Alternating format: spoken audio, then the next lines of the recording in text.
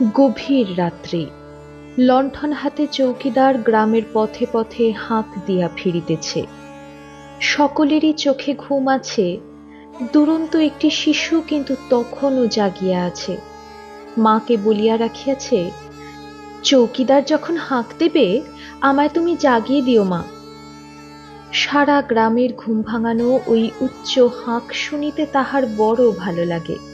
তাই রোজই সে অপেক্ষা করে কতক্ষণে রাত্রি গভীর হইবে, কখন সেই লণ্ঠনধারী লোকটি তাহার হুঁশিয়ারি আওয়াজ শুনাইবে। চৌকিদারকেও সে মনে মনে একজন মস্ত ব্যক্তি জ্ঞান করে। শিশুটির চোখে ঘুম কম, বড় হইয়াও সে কমই ঘুমাইয়াছে। আর চৌকিদারের হাঁকও তাহার বরাবরই প্রিয় ছিল। লণ্ঠনধারী এক চৌকিদারের ডাকেই তো সে বড় হইয়া ঘর ছাড়িয়া বাহিরে আসিয়াছিল। অবশ্য সেই চৌকিদার কিন্তু তাহার গ্রামে চৌকি দিত না। ঘুমন্ত বিশ্বমানব তাহার কম্বুধ্বনিতে জাগিয়া ওঠে, তাহার সতর্ক বাণীতে আত্মসংবিত ফিরিয়া পায়। লণ্ঠনও আছে তাহার হাতে, তবে উহাতে বিবেকের উজ্জ্বল শিখা। শিশুটির নাম সুরেশচন্দ্র।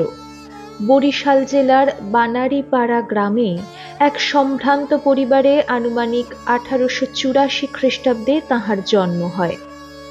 তাহার পিতা আনন্দচন্দ্র গুহ ঠাকুরতা স্বধর্মনিষ্ঠ ও বদান্য ব্যক্তি ছিলেন। সুরেশচন্দ্র মাতা পিতার কনিষ্ঠ সন্তান, তাই সকলেরই বড় আদরের। তবে মাত্র 9 বৎসর বয়সেই সে মাতৃহারা হয়। এই মাতৃশোকই সংসারের মায়া পাশ ছেদনের উপযোগী মানসিক দৃঢ়তা আনিতে তাহাকে অতি অল্প বয়সেই প্রচুর সাহায্য করিয়াছিল। তাই কিশোর সুরেশকে সংসার বেশি দিন ধরিয়া রাখিতে পারে নাই। তাহাকে লাভ করিয়াছিল অন্যভাবে, স্বামী পরমানন্দ নামে। সুরেশচন্দ্রের গৃহে দেব সেবা ছিল। পিতার ধর্মানুরাগ ও পরহিতাকাঙ্ক্ষা প্রভৃতি সদ্গুণ সুরেশের মধ্যেও শৈশবকাল হইতে সংক্রমিত ছিল। তাহাদের স্বগ্রামে বালিকা বিদ্যালয় প্রতিষ্ঠাতে এবং আরও নানা সামাজিক অনুষ্ঠানে তাহার পিতা পল্লীর মধ্যে একজন অগ্রণী পুরুষ ছিলেন। ইহারা কিছুকাল কলিকাতায় এবং পরে ঢাকায় বসবাস করেন। সুরেশচন্দ্র শৈশব হইতেই তীক্ষ্ণধী ছিলেন, কিন্তু বিদ্যালয়ের নির্দিষ্ট পাঠ্য বিষয়ের প্রতি আদৌ তিনি মনোযোগী ছিলেন না। খেলাধুলা, শরীরচর্চা এবং বালকোচিত চপলতা ও দুরন্তপনাতেই তাহার দিন কাটিয়া যাইত। গাছে চড়া, সাঁতার কাটা, ফুটবল খেলা, ঘুড়ি ওড়ানো ইত্যাদিতে তাহার বন্ধুদের মধ্যে তিনিই ছিলেন সর্বপ্রথম। একবার ফুটবল খেলার শেষে বাড়ি ফিরিবার পথে একটি বিষাক্ত সাপ দেখিয়া অন্য বালকেরা যখন ভয়ে চিৎকার করিতেছিল, সুরেশ তখন পরম আহ্লাদে জীবন্ত সাপটিকে লেজে ধরিয়া ঘুরাইতে ঘুরাইতে মৃতপ্রায় করিয়া দূরে বাগানের মধ্যে ছুড়িয়া দিয়াছিলেন। অভয় ও বিনয় এবং পৌরুষ ও মাধুর্য তাহার মধ্যে সমভাবেই প্রকাশিত ছিল। বৃদ্ধ পিতাকে সুরেশ ধর্মগ্রন্থাদি পাঠ করিয়া শুনাইতেন। বালকের কণ্ঠও ছিল মিষ্ট, তাই পিতাকে প্রতিদিন সন্ধ্যায় ভজন গাহিয়া শোনানো তাহার একটি নিত্য কর্তব্য ছিল। পিতাকে শোনাইবার জন্য শ্রী শ্রী রামকৃষ্ণ উপদেশ তাহাকে পড়িতেই হইত।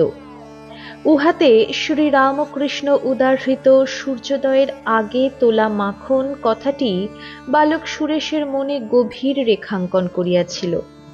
রোজই পিতার কাছে বসিয়া শ্রী রামকৃষ্ণ প্রসঙ্গ পড়িতে পড়িতে বালকের মনে জীবনের উদ্দেশ্য সম্পর্কে একটি পরিচ্ছন্ন ধারণা দানা বাঁধিতে থাকে। এই কালে স্বামী নিত্যানন্দ নামে স্বামীজির একজন সন্ন্যাসী শিষ্যের সংস্পর্শ বালক সুরেশের মনে জগতের অনিত্যতা বোধ আনয়ন করিতে অনেকখানি সহায়ক হইয়াছিল। একটি স্বপ্ন দর্শনের স্মৃতিও নাকি তাহাকে এই কালে খুব ত্যাগের পথে প্রেরণা দিয়াছিল।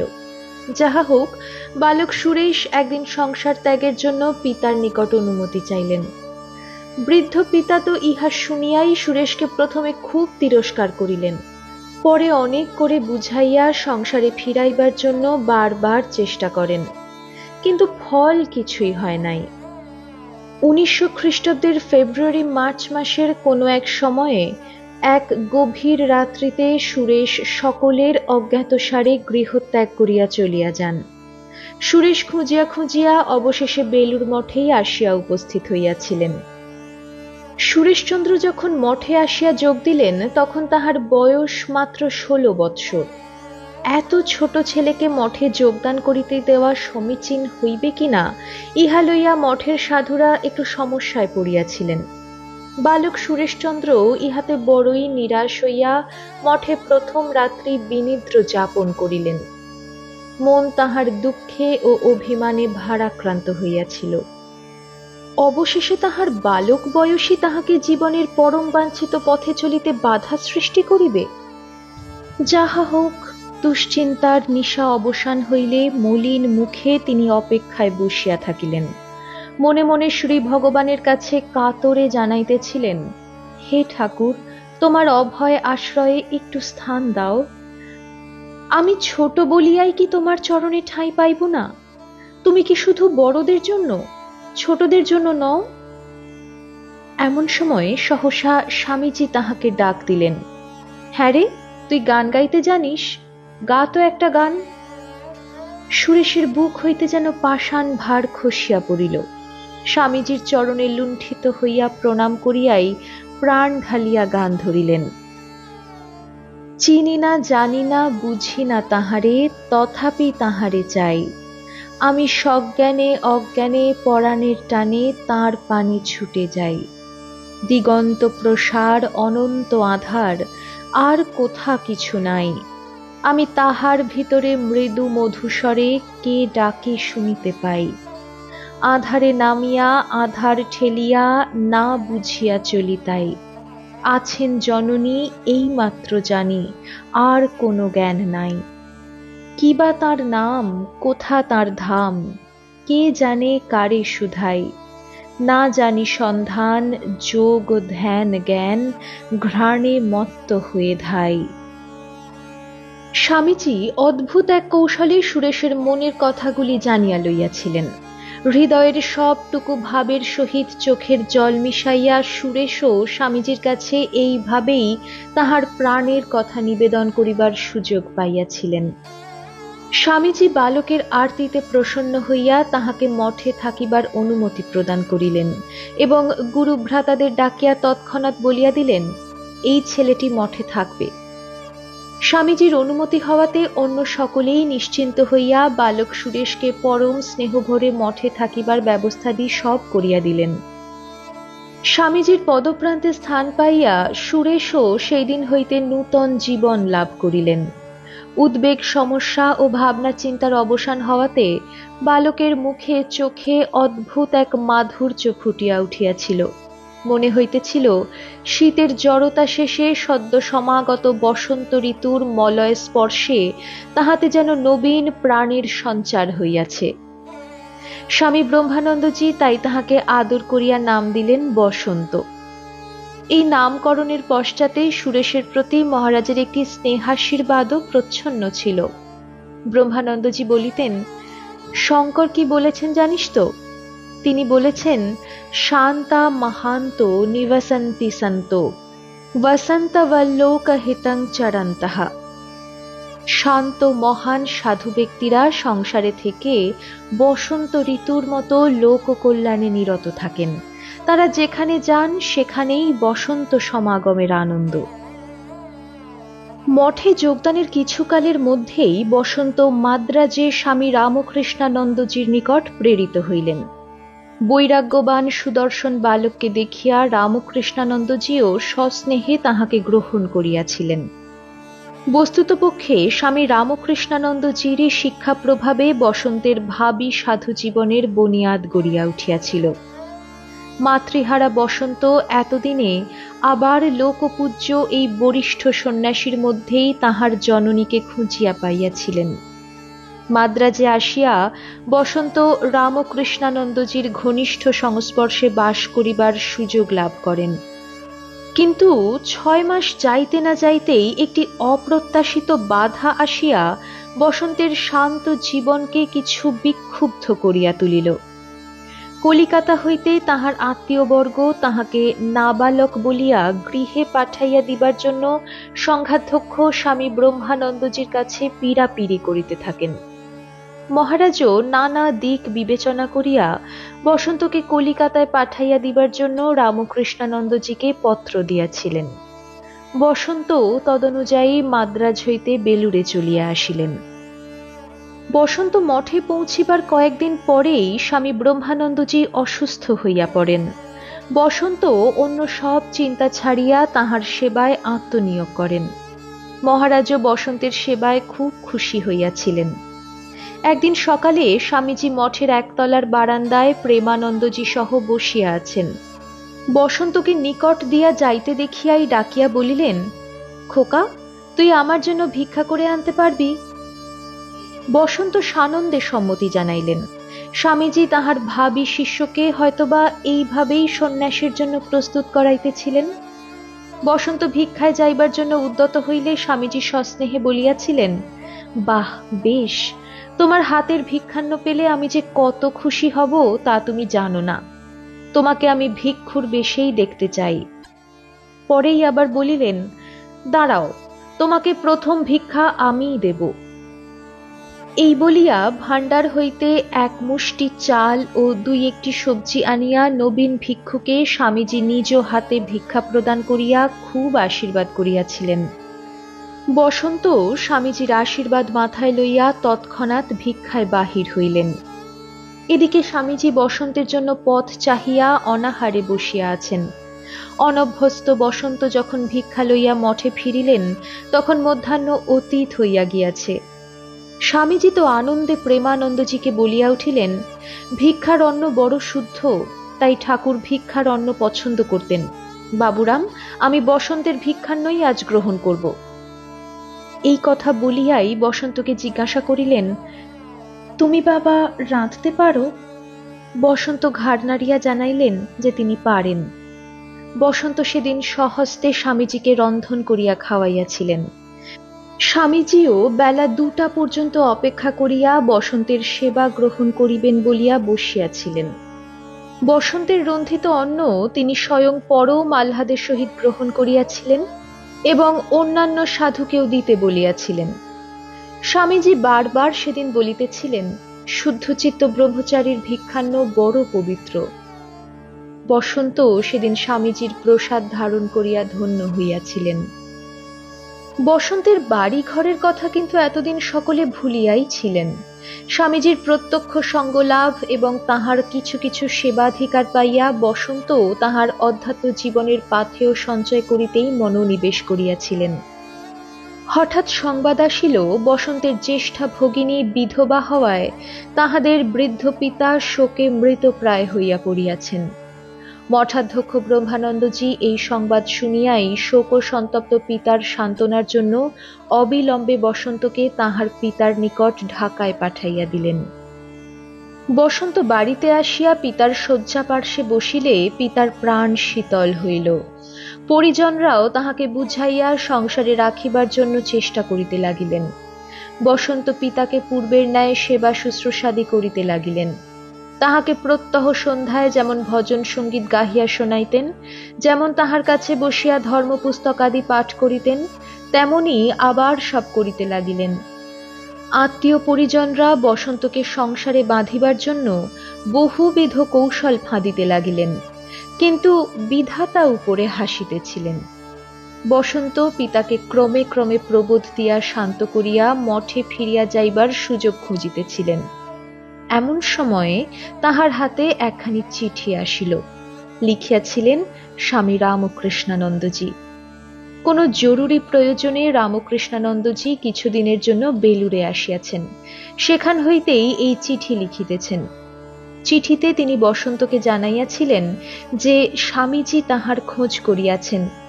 রামকৃষ্ণানন্দজিকে ডাকিয়া নাকি স্বামীজি বলিয়াছিলেন, ছোকরা এতদিন বাড়িতে বসে আছে কেন? এই চিঠি পাইয়া বসন্তের পক্ষে আর স্থির থাকা সম্ভব হইল না। পিতাকে স্পষ্টভাবে সব বলিয়া তাহার পূর্ণ অনুমোদন ও আশীর্বাদ লইয়া বসন্ত পুনরায় বেলুড় মঠে চলিয়া আসিলেন। 1901 খ্রিস্টাব্দের ডিসেম্বর তখন। বসন্ত একদিন নীরবে একান্তে একটি গাছের তলায় আপন মনে বসিয়া আছেন।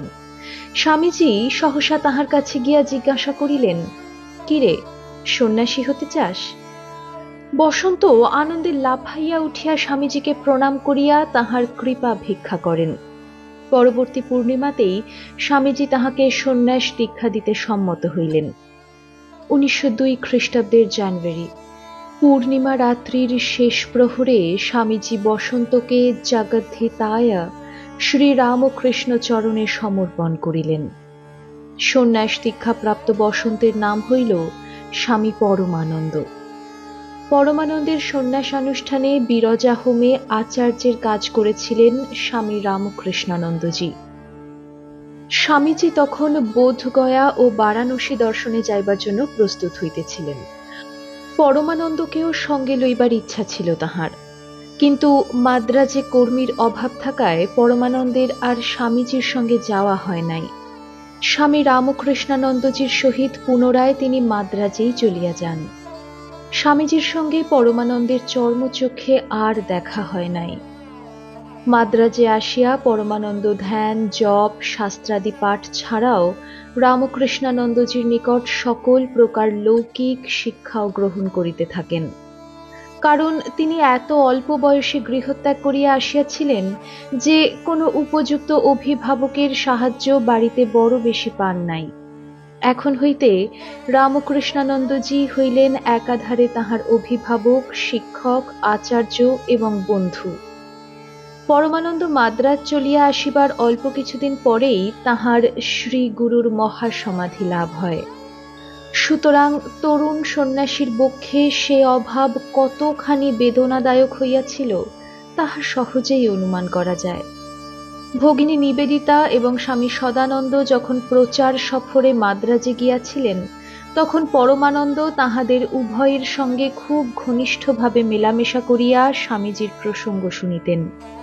নিবেদিতা এবং সদানন্দের মুখে স্বামীজির কথা শুনিতে শুনিতে পরমানন্দ যেন অন্তরে স্বামীজিরই সান্নিধ্য অনুভব করিতেন। নিবেদিতা তরুণ পরমানন্দকে আদর করিয়া ডাকিতেন বেবি স্বামীজি। রামকৃষ্ণানন্দজির কাছেও কৌতূহলী পরমানন্দ স্বামীজির বিষয়ে কত কথাই জিজ্ঞাসা করিতেন। স্বামীজির উপযুক্ত গুরুভ্রাতার মুখে তাহার অলৌকিক কাহিনী শুনিতে শুনিতে পরমানন্দ রোমাঞ্চিত হইতেন। রামকৃষ্ণানন্দজির নিকট প্রত্যহ মধ্যাহ্নে 2 ঘণ্টা তিনি শাস্ত্র পাঠ করিতেন। ইহা ছাড়া যাবতীয় কার্যে রামকৃষ্ণানন্দজির সঙ্গে সঙ্গে সর্বদা থাকায় পরমানন্দের জীবন অতি স্বাভাবিকভাবেই ভক্তিতে, জ্ঞানে ও কর্মে ফুটিয়া উঠিতেছিল। পরমানন্দের সেবা পরায়ণতা ও দুঃখ কাতরতার বৃত্তিগুলি রামকৃষ্ণানন্দজির সঙ্গগুণে আরও বিকশিত হইয়াছিল। আশ্রমে কেহ অসুস্থ হইলে তাহার শয্যা পার্শ্বে পরমানন্দকে দেখা যাইতই। রামকৃষ্ণানন্দজি বলিতেন, পরমানন্দের পবিত্র ছোঁয়া লেগেই যেন লোকের ব্যাধির আরাম হতো। একবার রামকৃষ্ণানন্দজি পরমানন্দকে শীতের উপযোগী একখানি ভালো চাদর দিয়াছিলেন। প্রচণ্ড শীতেও তাহার গায়ে কোনো চাদর না দেখিয়া রামকৃষ্ণানন্দজি জিজ্ঞাসা করিয়াছিলেন, তোমার চাদর গায়ে দাওনি কেন? পরমানন্দ জবাব দিয়াছিলেন, আমার তত শীত লাগে না। রামকৃষ্ণানন্দজি পরে জানিতে পারেন যে জনৈক দরিদ্র ব্যক্তির শীতে গায়ে দিবার মতো কিছুই নাই দেখিয়া পরমানন্দ চাদরখানি তাহাকেই দিয়াছেন। রামকৃষ্ণানন্দ স্বামী তৎক্ষণাৎ মঠে প্রেমানন্দজিকে লিখিয়া খুব ভালো একখানি চাদর কলিকাতা হইতে আনাইয়া পরমানন্দকে আবার দিয়াছিলেন। পরমানন্দ এই চাদরখানি পরম শ্রদ্ধার সঙ্গে বহুকাল ব্যবহার করিয়াছেন, বিদেশেও লইয়া গিয়াছিলেন। স্বামী ত্রিগুণাতীতানন্দ বিদেশ যাত্রার পূর্বে মাদ্রাজ মঠে আসিয়া কয়েকদিন বাস করিয়াছিলেন। ত্রিগুণাতীত স্বামীর সঙ্গে কোনো বিছানাপত্র ছিল না। পরমানন্দ তাহার নিজের বিছানা ত্রিগুণাতীতানন্দজিকে শয়ন করিতে দিয়া মেঝেতে শয়ন করিতেন। ত্রিগুণাতীত স্বামী ইহা জানিতে পারিয়া একদিন পরমানন্দ ঘরে আসিবার পূর্বেই একটি খালি তক্তার খাটের উপর শুইয়া পড়েন। পরমানন্দ তো ঘরে আসিয়া এই কাণ্ড দেখিয়া বড়ই ব্যথিত হইয়া ত্রিগুণাতীত স্বামীকে বিছানায় শুইবার জন্য অনুনয় বিনয় করিতে থাকেন। ত্রিগুণাতীত মহারাজ কিছুতেই সম্মত হইতেছিলেন না। অবশেষে পরমানন্দ ত্রিগুণাতীত মহারাজকে দুই বাহুতে বেষ্টন করিয়া এক প্রকার কোলে করিয়াই বিছানায় শোয়াইয়া দিলেন। স্মরণ থাকা দরকার যে ত্রিগুণাতীত স্বামীর দেহ বলিষ্ঠ ও দীর্ঘ, আর পরমানন্দের ছিপছিপে গড়ন ছোটখাটো শরীর। যাহা হোক, ত্রিগুণাতীত স্বামী অবশেষে একজন তরুণের সেবা ভক্তির কাছে পরাস্তই হইলেন। মাদ্রাজের গরমে পরমানন্দের শরীর প্রথম দিকে তেমন ভালো চলিতেছিল না। এই সময়ে রামকৃষ্ণানন্দজি জনৈক ভক্তের সাহায্যে পরমানন্দকে কিছুকালের জন্য কাবেরীর তীরে তাঞ্জোরে বায়ু পরিবর্তনের জন্য পাঠাইয়াছিলেন। পৌরাণিক বিশ্বাস যে ঋষি অগস্ত্য নাকি সেখানে তপস্যা করিয়া সিদ্ধ হইয়াছিলেন এবং লোক কল্যাণ সাধনের জন্য লোকান্তরিত ঋষি এখনও সূক্ষ্মদেহে ওই পূর্ণ তীর্থে অবস্থান করিতেছেন। পরমানন্দ এই পবিত্র তীর্থে প্রায় ৩ সপ্তাহ বাস করিয়াছিলেন। ভজনানুকূল পরিবেশ পাইয়া তিনি এই স্বল্প সময়ে ধ্যান ধারণা লইয়াই কাটাইতেন। গভীর রাত্রিতে তিনি কাবেরীর তটভূমিতে বসিয়া অনন্য চিত্ত হইয়া ধ্যান করিতেন। তাঞ্জোরের স্মৃতি প্রসঙ্গে পরে তিনি বলিয়াছিলেন যে সেখানে এক রাত্রে তাহার কোনো বিশেষ দিব্যানুভূতি হইয়াছিল। ওই তীর্থ যে খুব জাগ্রত, অতঃপর তাহাতে তাহার কোনো সন্দেহ ছিল না। 1904 খ্রিস্টাব্দে পরমানন্দ রামকৃষ্ণানন্দজির সঙ্গে বেলুড় মঠে আসিয়াছিলেন। প্রায় 1 বৎসর মঠে থাকিয়া পুনরায় তিনি মাদ্রাজে ফিরিয়া যান। পরমানন্দকে রামকৃষ্ণানন্দজি কি স্নেহচক্ষে দেখিতেন তাহার নিদর্শনস্বরূপ একটি ঘটনার উল্লেখ এখানে অপ্রাসঙ্গিক হইবে না। মাদ্রাজ হইতে বাংলাদেশে আসিবার সময়ে ট্রেনে তাহারা যে কামরাটিতে ভ্রমণ করিতেছিলেন উহার সংশ্লিষ্ট ওয়াশরুমের দরজার ছিটকিনিটি খারাপ ছিল। রামকৃষ্ণানন্দজি একবার ভিতরে আছেন, এমন সময়ে ওয়াশরুমের দরজাটি এরূপভাবে আটকাইয়া যায় যে কোনো মতেই আর খোলা যাইতেছিল না। বলিষ্ঠ দেহ রামকৃষ্ণানন্দ মহারাজ ভিতর হইতে বহু চেষ্টাতেও কিছু করিতে পারিলেন না। পরমানন্দ উদ্বিগ্ন হইয়া বাহির হইতে এত জোরে দরজাটিতে ঘা মারিলেন যে ছিটকিনিটি এক ধাক্কাতেই খুলিয়া যায়, কিন্তু প্রচণ্ড বেগে দরজাটি গিয়া রামকৃষ্ণানন্দজির বুকে আঘাত দেয়। কাজেই দরজা খুলিবার আনন্দ অপেক্ষা রামকৃষ্ণানন্দজির অঙ্গে আঘাত লাগায় পরমানন্দের লজ্জা ও ক্ষোভই বেশি হইল। মনে হইতেছিল, হায়, ইহা অপেক্ষা দ্বিগুণ আঘাত তাহার নিজের বক্ষে এখনই কেন লাগিতেছে না। রামকৃষ্ণানন্দজি কিন্তু পরমানন্দকে কত বুঝাইলেন যে না, এমন কিছু তাহার লাগে নাই ইত্যাদি। অবশেষে পরম স্নেহে খুব জোরের সহিত বলিয়াছিলেন, তোমার দ্বারা কি কেউ আঘাত পেতে পারে? কাউকে তুমি ব্যথা দিতে পারো না, পারবেও না। তুমি জগতে এসেছ বহুজনা হিতায় বহুজনা সুখায়। পরমানন্দের প্রতি রামকৃষ্ণানন্দজির এই উক্তি শুধু নিছক স্নেহালাপী নহে, অনুগত সেবকের প্রতি ইহা তাহার আশীর্বাণী। 1906 খ্রিস্টাব্দের 16 জুন স্বামী অভেদানন্দ আমেরিকা হইতে কলম্বোতে আসিলে পরমানন্দ তাহাকে অভ্যর্থনা জানাইবার জন্য রামকৃষ্ণানন্দজির সহিত কলম্বো পর্যন্ত গিয়াছিলেন। অতঃপর তাহারা সিংহল এবং দক্ষিণ ভারতের নানা স্থান পরিভ্রমণ করিয়া মাদ্রাজেই আবার ফিরিয়া আসেন। পরে অভেদানন্দজির সহিত ব্যাঙ্গালোরে যান। দাক্ষিণাত্যের তীর্থাদি ভ্রমণ শেষ করিয়া তাহারা পুরী ধামে গমন করেন। সেখানে স্বামী ব্রহ্মানন্দজি, প্রেমানন্দজি ও শিবানন্দজি আসিয়া তাহাদিগকে স্টেশন হইতে সোজা শ্রী শ্রী জগন্নাথ দেবের মন্দিরে লইয়া যান। একসঙ্গে এতজন মহাপুরুষের সাহচর্যে শ্রীমন্দিরে গমন পরমানন্দের জীবন স্মৃতিতে একটি স্মরণীয় আলেখ্য। 2-4 দিন পরে মাদ্রাজ হইতে রামকৃষ্ণানন্দজিও আসিয়া পুরীতে ইহাদের সহিত মিলিত হইলেন। 8ই সেপ্টেম্বর পরমানন্দ অভেদানন্দজি ও রামকৃষ্ণানন্দজির সহিত কলিকাতা যাত্রা করিলেন। কয়েকদিন মঠে অবস্থান করিয়া তাহারা পাটনা, কাশী, আগ্রা, আলওয়ার ও আহমেদাবাদ হইয়া বোম্বাই পৌঁছিলেন। সংঘের আদেশে পরমানন্দ আমেরিকায় বেদান্ত প্রচারক রূপে গমনের জন্য ইতোমধ্যেই প্রস্তুতি লইয়াছিলেন। অবশেষে 10ই নভেম্বর 1906 স্বামী অভেদানন্দজির সহিত তিনি আমেরিকা যাত্রা করেন। তাহার বয়স তখন মাত্র 22 বা 23 বৎসর হইবে। 1908 খ্রিস্টাব্দের ডিসেম্বরে পরমানন্দ অভেদানন্দজির সহিত নিউ ইয়র্ক পৌঁছান। পরমানন্দ প্রথমে নিউ ইয়র্ক বেদান্ত সমিতিতে অভেদানন্দজির সহকারী রূপে কার্য আরম্ভ করেন। এখানে বেদান্ত সমিতির অনুরাগীদের নির্জনবাসের জন্য পাহাড়ের উপরে একটি আশ্রম ছিল। পরমানন্দজি নিয়মিত বেদান্ত বিষয়ক বক্তৃতাদি প্রদান করিয়াও মাঝে মাঝে কিছুদিন করিয়া এই বেদান্ত কুটিরে গিয়া নির্জনে ধ্যান ভজন করিতেন।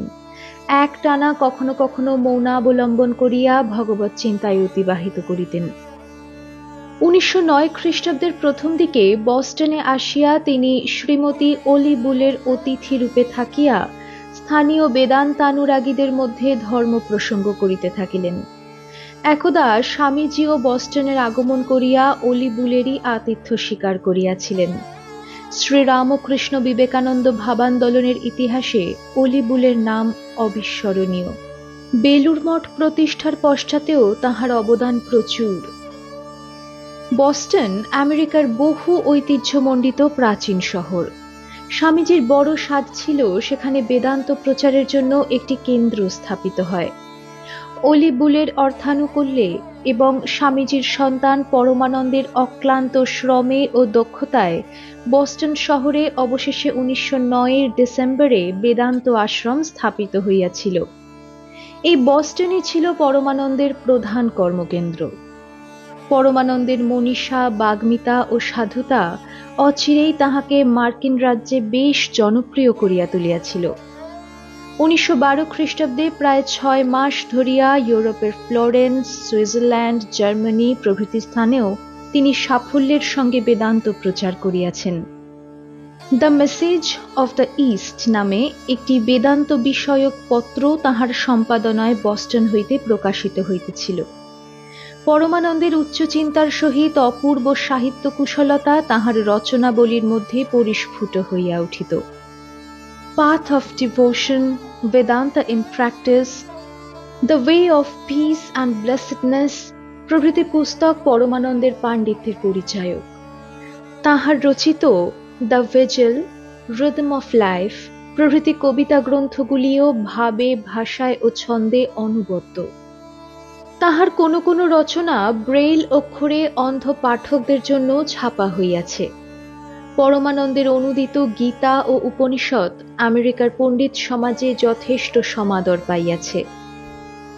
1914 খ্রিস্টাব্দের 21শে মে বস্টন বেদান্ত কেন্দ্র নিজস্ব ভবনে স্থানান্তরিত হইলে পরমানন্দের কার্য আরও দৃঢ় ভূমির উপর প্রতিষ্ঠিত হইয়াছিল। 1913 এবং 1914 খ্রিস্টাব্দে আরও 2 বার তিনি ইউরোপে প্রচার সফরে গিয়াছিলেন। প্যারিস ও জেনিভাতে তাহার বেদান্ত বক্তৃতা স্থানীয় বুধমণ্ডলীতে যথেষ্ট প্রশংসিত হইয়াছিল। 1916 খ্রিস্টাব্দে আমেরিকার লস অ্যাঞ্জেলেস শহরে তাহার 5 মাস মাত্র অবস্থানের ফলস্বরূপ ওই বৎসরের অগাস্টেই সেখানে বেদান্ত কেন্দ্র প্রতিষ্ঠিত হইয়াছিল। এইভাবে আমেরিকার বিভিন্ন রাজ্যে তিনি পরিব্রাজক প্রচারের মতো অবিরাম পরিভ্রমণ করিয়া শ্রীরামকৃষ্ণ বিবেকানন্দের বার্তাকে প্রচার করিয়া ফিরিয়াছেন। পরমানন্দের কর্মদক্ষতার ফলে 1923 খ্রিস্টাব্দের এপ্রিলে দক্ষিণ ক্যালিফোর্নিয়ার লা ক্রেসেন্টাতে বস্টন বেদান্ত কেন্দ্রেরই অধীনে আনন্দ আশ্রম নামে একটি মনোরম আশ্রম গড়িয়া উঠিয়াছিল। 1929 খ্রিস্টাব্দে তিনি বস্টন হইতে 23 মাইল দূরে আটলান্টিক মহাসাগরের তীরে কোহাসেট নামক স্থানে আরেকটি বেদান্ত কুটির স্থাপনা করেন। বৃক্ষলতাদি বেষ্টিত এই আশ্রমটি মুখ্যত তপস্যার জন্যই নির্মিত হইয়াছিল। পরমানন্দ প্রতি বৎসর 4 জুলাই তাহার শ্রী গুরুর মহাপ্রয়াণ দিবসে এখানে আসিয়া নির্জনে মৌন থাকিয়া ধ্যান জপ করিতেন। এখানে উল্লেখ থাকা প্রয়োজন যে পরমানন্দের তিরোধানের পর হইতে বস্টন, লা ক্রেসেন্টা এবং কোহাসেট কেন্দ্রত্রয় রামকৃষ্ণ মঠ মিশনের কর্তৃত্বাধীনে আর নাই। পরে 1941 খ্রিস্টাব্দের এপ্রিলে স্বামীজির পূর্ণ স্মৃতি বিজড়িত বস্টনে স্বামী অখিলানন্দ কর্তৃক বেলুর মঠের নিয়ন্ত্রণাধীনে পৃথক বেদান্ত কেন্দ্র স্থাপিত হইয়াছে। 1911 খ্রিস্টাব্দে পরমানন্দ স্বামী রামকৃষ্ণানন্দজির পীড়ার সংবাদ পাইয়া ভারতে আসিয়াছিলেন, কিন্তু জাহাজে এডেন ছাড়িয়া কিছু দূর আসিয়াই তিনি সংবাদ পাইলেন যে রামকৃষ্ণানন্দজি 21 অগস্ট মহাসমাধিমগ্ন হইয়াছেন। কলম্বোতে কাস্টমস হাউসে আসিয়া রামকৃষ্ণানন্দজির মহাপ্রয়াণ বার্তার সবিশেষ জানিয়া সেখানেই তিনি মুহ্যমান হইয়া বসিয়া পড়িয়াছিলেন। সম্ভবত বেশ কয়েক ঘণ্টা তিনি ওইভাবে স্তব্ধ হইয়া সেখানে বসিয়াছিলেন। শোনা যায় সেখানে নাকি তিনি রামকৃষ্ণানন্দজির হাস্যোজ্জ্বল জ্যোতির্ময় কোনো মূর্তি দর্শন করিয়া কিঞ্চিৎ আশ্বস্ত হইয়াছিলেন। পরে তিনি মাদ্রাজ হইয়া বেলুর মঠে আসেন। রামকৃষ্ণানন্দহীন মাদ্রাজ পরমানন্দের কাছে শূন্য পুরী মনে হইয়াছিল। 1926 খ্রিস্টাব্দে মঠ ও মিশনের ঐতিহাসিক মহাসম্মেলনের সময়ও তিনি ভারতে আসিয়াছিলেন এবং মঠে বাস করিয়া মহাসম্মেলনে সক্রিয় ভূমিকা গ্রহণ করিয়াছিলেন। 1937 খ্রিস্টাব্দে শ্রী রামকৃষ্ণ শতাব্দী জয়ন্তী উৎসবেও তিনি মঠে আগমন করিয়াছিলেন। ওই উপলক্ষে কলিকাতার টাউন হলে অনুষ্ঠিত বিশ্ব ধর্ম মহাসম্মেলনের একটি অধিবেশনে তিনি সভাপতির আসন অলঙ্কৃত করিয়াছিলেন। ইতোমধ্যে আরও দুইবার 1933 এবং 1935 খ্রিস্টাব্দে তিনি ভারতে আসিয়াছিলেন। ভারতবর্ষেও তাঁহার ধর্ম প্রসঙ্গ ও ভাষণাবলী সর্বত্র বিপুল উদ্দীপনার সৃষ্টি করিত। পরমানন্দের জীবনের অধিকাংশ কালই আমেরিকার মাটিতে কাটিয়াছে, তথাপি সেখানেও তাঁহার ভজনশীলতা, পরার্থপরতা ও কর্মকুশলতা সকলের সশ্রদ্ধ দৃষ্টি আকর্ষণ করিয়াছিল। পরমানন্দের সর্বদা আনন্দপূর্ণ ভাব, নির্দোষ আমোদপ্রিয়তা ও প্রাণখোলা হাসি খুশি মেজাজ সত্যই তাঁহার গুরুদত্ত নামের সার্থকতা আনিয়া দিয়াছিল। তিনি বলিতেন, আমি কাউকে নিন্দা করতে পারি না, নীচতম ব্যক্তি কেউ না। আমার কাজ তাকে ভালোবাসা ও সেবা করা। সমালোচনা ও নিন্দার স্থান ধর্মজীবনে নেই। অপরের কল্যাণ চিন্তা এবং সেবা করাই আমার জীবনের সাধনা। 1940 খ্রিস্টাব্দের 21 জুন পরমানন্দ বস্টন হইতে আসিয়া একাকী পাহাড়ের উপরে কোহাসেট আশ্রমে তাঁহার ধ্যান কুটিরে চলিয়া যান। বেশ কিছুক্ষণ পরে নিচের কুটিরে ফিরিয়া তাঁহার অনুরাগী ভক্তদের বলিলেন, আমি অন্য লোকে চলে গিয়েছিলাম। বলিতে বলিতেই অকস্মাৎ 2 হাত বাড়াইয়া মূর্ছিত হইয়া মাটিতে পড়িয়া যান। শেষ কথা উচ্চারিত হইল, না না, আমায় এখন ধরো না। অকস্মাৎ তাঁহার হৃদযন্ত্রের ক্রিয়া বন্ধ হইয়া যায়। সন্ন্যাসী পরমানন্দ তৃণশয্যাতেই তাঁহার শেষ শয্যা গ্রহণ করিলেন। প্রবল ইচ্ছাশক্তি ও মনোবল সহায়ে এবং আত্মবিশ্বাস ও সাধনার দ্বারা একটি ক্ষুদ্র বালকও কালে কত বড় শক্তিধর হইতে পারে, তাহার প্রকৃষ্ট উদাহরণ পুরুষাবতার স্বামীজির আশ্রিত সন্তান স্বামী পরমানন্দ। নির্ভীক পরমানন্দ ভয় কাহাকে বলে জানিতেন না। একদা স্বামী রামকৃষ্ণানন্দজি জনৈক বিদেশী অভ্যাগতের কাছে পরমানন্দের পরিচয় দিতে গিয়া নাকি বলিয়াছিলেন, here is a boy who is absolutely fearless. জীবনে কখনো কোনো কাজকে তিনি ভয় করেন নাই। কাজের বোঝায় একদিনও তিনি অবসন্ন হন নাই, বরং গুরুভার বহনের শক্তির জন্য ঈশ্বরের কাছে প্রার্থনা করিতেন।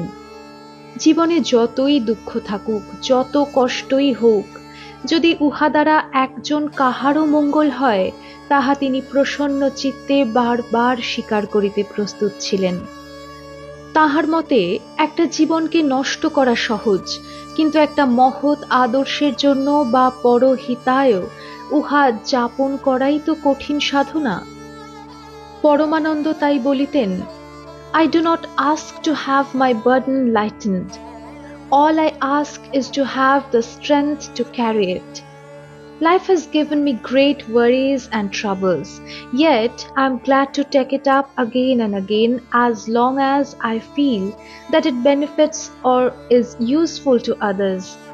It is easier to lay your life down than to live for the ideal and for humanity.